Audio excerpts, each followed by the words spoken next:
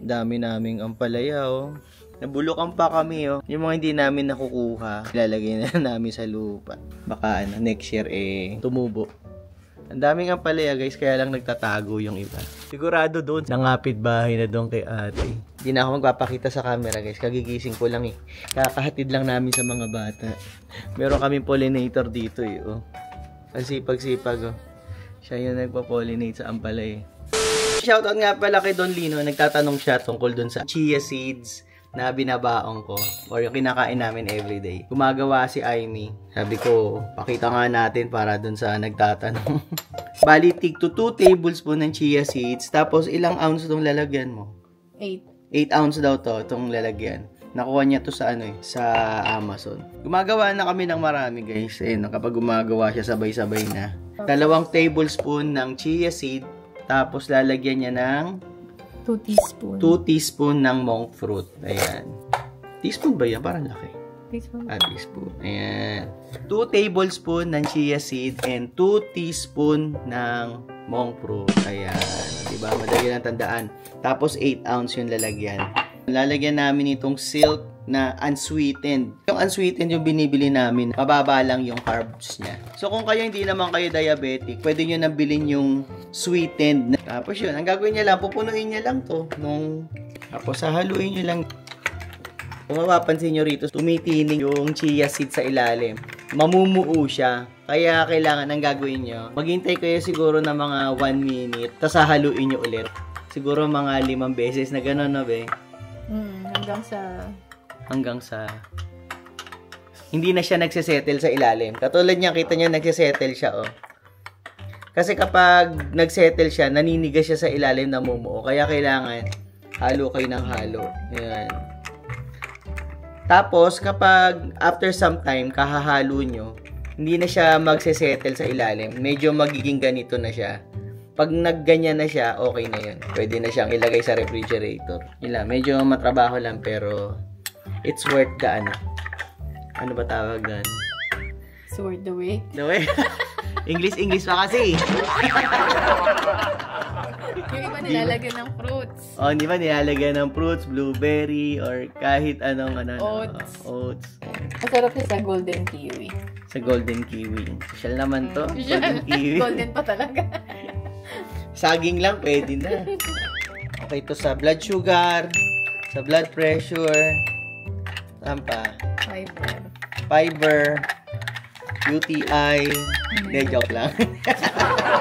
Hindi kasi. So, pag na-achieve nyo na yung ganyan, siguro after mga 5 bali ka na paghahalo, magiging ganyan na siya. So, parang nag-e-expand na yung seed. Pero, hindi nyo pa siya pwedeng kainin. Ano pa siya? Medyo malabnaw pa siya. The best is, ilagay natin siya sa ref ng overnight. And then, the next day, natin siya kakainin. Ito, may sample si Aimee. Ito yung kahapon. So, ganyan na itsura niya. Kita nyo, ito parang hindi pa siya nag-expand yung seeds niya. Ito, expand na siya. Para medyo gelatinous siya. Ayan. Yung consistency niya. Oh, ayan, parang gel, di ba? Parang siyang pudding. Parang pudding, Pudding nga Chia pudding to. Chia pudding actually ang tawag nga dyan. Kahit si Jairus kumakain siya, gusto niya to. Kinakain namin to actually bago maghapunan. So, kakain muna kami niyan. At least may laman na yung tiyan mo. Medyo mabubusog ka na rin. So, hindi ka nakakain din ng masyadong marami sa gabi. Mafe-feel ka na healthy pa siya. Tapos, the next day, usually yung bowel movement nyo, maganda na siya. Iba yung consistency niya, medyo matigas kapag ano pa? Chinisis pa yung evac niya. Hindi na ba yun? Hindi, basta maganda to. Maganda sa bowel to, sa digestion. Yan. Sa mga katulad namin mga tumatanda na. Kwarentahin. Dito namin naaksay oras namin kung ano yung mga healthy dapat nating kainin. Less than $10, tapos 3 pounds. Ang dami na niyan. Isipin nyo, 2 tablespoon lang ang kailangan nyo. Ang tagal niyan bago maubos, diba? Yuka up mo nga. Tingnan mo kung anong rating nitong chia seeds na to. Oh?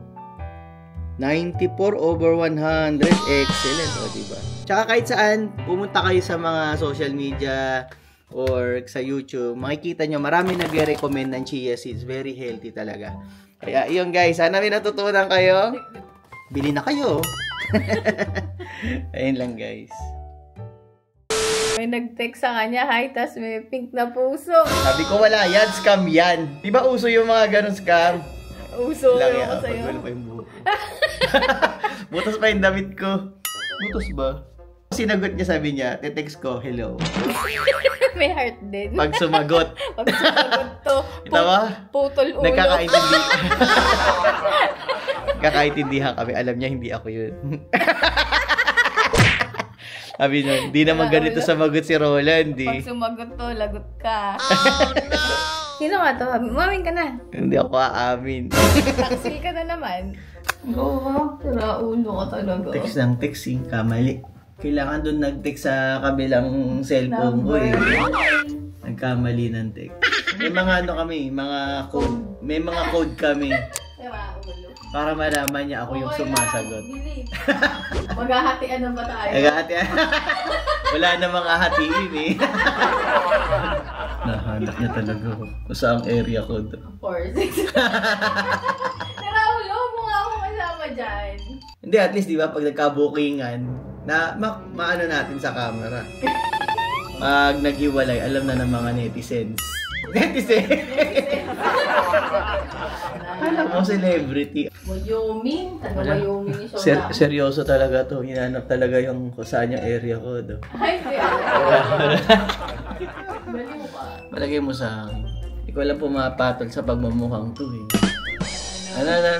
Mukhang niloloko ko nitong ano eh. Ano ba? Nag-reply. Ano sabi? Ano sabi? Sabi niya, oh my goodness. I'm so sorry. This was meant for Kelly. Must have misdialed. Hope I didn't startle you. You seem sweet though. What's your name? Ewan ko sa'yo. Lokohin mo ako. You seem sweet though. Mga style. Ewan ko sa kanya. Huwag ko na sagutin yan. Si Raul yan. You seem sweet. Mga scammer.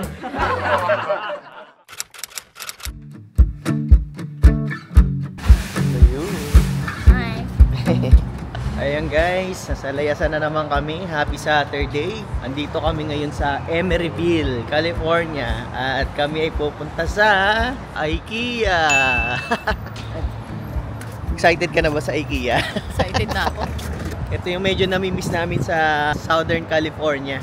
Kasi meron sa aming IKEA doon na malapit. Wala, pag malapit lang doon. Tinitake for granted lang namin. Kaya mga 50 miles sa bahay. Yan, mga 1 oras yung biyahe namin. Pero hindi naman matraffic kasi linggo ngayon.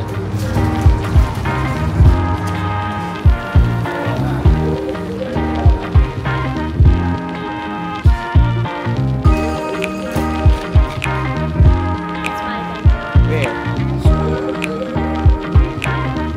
This one? That one.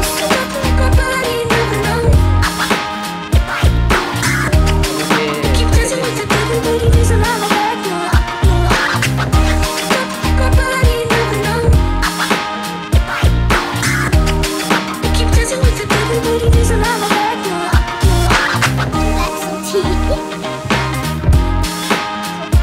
Riso pa namin sa bahay. Oh. More than 10 years na. Mahal din. Oh. Isang ganito lang. Oh. $795 na siya. Gusto namin palitan yung cover. Yung mas malambot sana.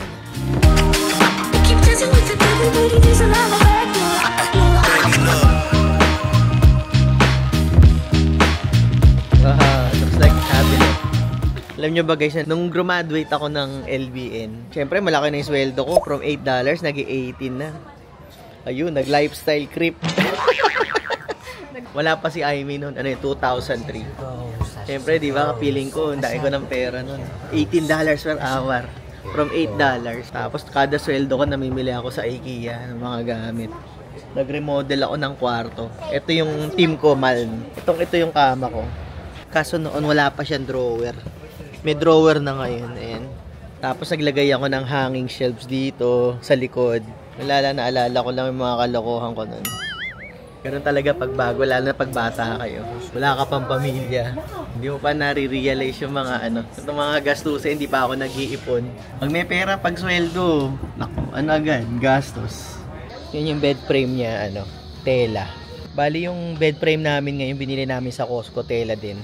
Ang disadvantage niyan guys, kapag nadudumihan, medyo mahirap linisin. Hindi nyo siya kasi malalabhan eh. Pero maganda siya. Ayan, pati dito sa gilid niya, tela lahat yan.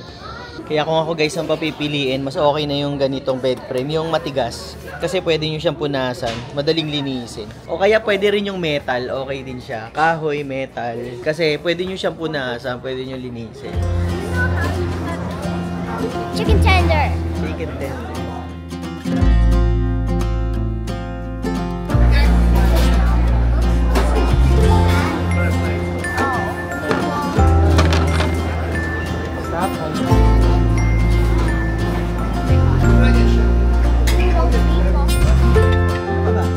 Ayan, ano yan? See what you got. Goodies. Goodies. Sige. Chicken tender.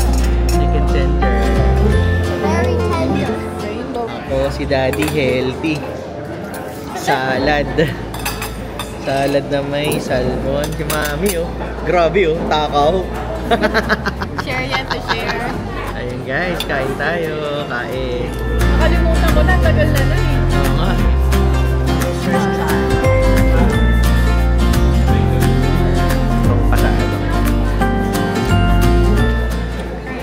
This looks like a cake pop. Looks like a cake. Be careful, ah. You might choke. Have a bite in half. There you go.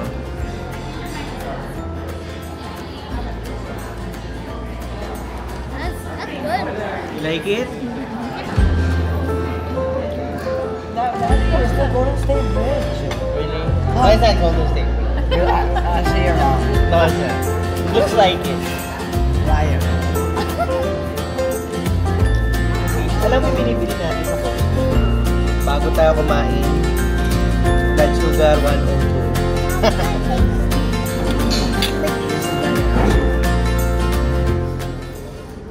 Tastes exactly like brownie. Nothing special That's with nice. it.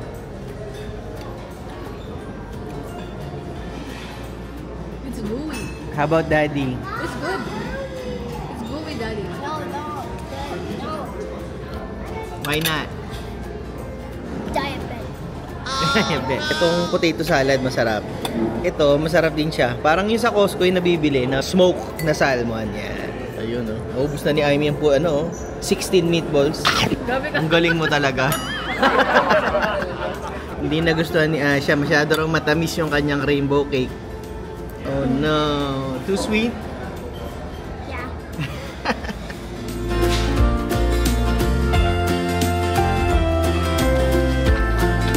The fruits.